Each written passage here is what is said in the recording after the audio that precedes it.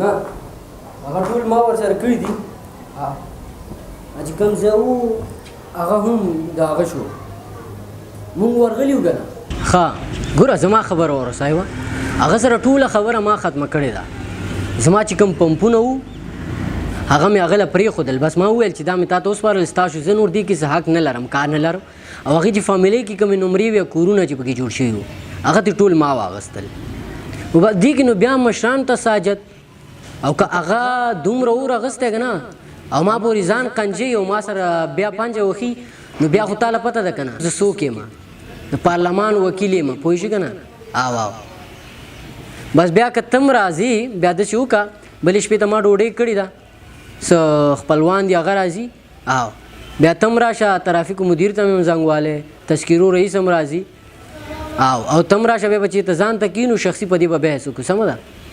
خو زه وایم سر پې مخ وګوه وکیل صاحب خبره وره وکیل صاحب وبخه تاسو ته نه وایم ښه زه سمه ده اوکې زه الله دې مړ شه صحیح ده خدای به خیر کړي زه په مخه ده ښه وایه څه دې ویلې وکیل صاحب میاشت مې پوره ده که پیسې در راکړې وای نو ښه به وای بچیان مې مریضان دي هلته ستامه کې دي نو هیله ده چې پیسې مې راکړې راته تاسو رشخند شروع کړی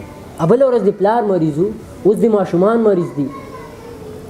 پیسې د خو در به یې کړم که نه وکیل صاحب حق مې دی در سره اړتیا ورته لرم باید ورسې راکړې د څه شي حق دی دی بېادبه تا ته عقل نه دی ښودل شوی چې وکیل صاحب سره څوک څنګه خبرې کوي وکیل صاحب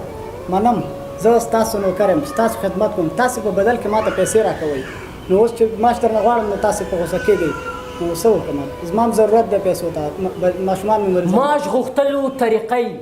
داسې نه غوښتلی کېږي لکه څنګه چې ته کې غریب سړی د حق او غټې خبرې به نه کې پوه شي که نه غټې خبرې صرف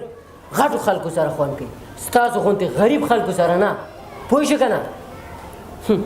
وکیل صاحب د غریبۍ پیغور مه راکوه کار مې درته کړی خوله مې تویه کړې خپلې پیسې درنه غواړم چوپ